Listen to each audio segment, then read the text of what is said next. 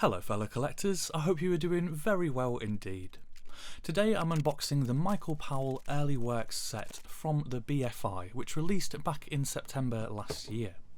Michael Powell, of course, one of the greatest British directors of all time, and who would later on become part of the astonishing cinematic duo of Powell and Pressburger, who would give us such classics as The Red Shoes, Black Narcissus and The Life and Death of Colonel Blimp, among others.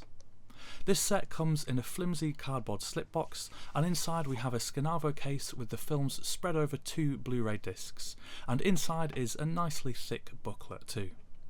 It collects 5 of Michael Powell's early films: Rynox, Hotel Splendide, The Night of the Party, Her Last Affair and Behind the Mask.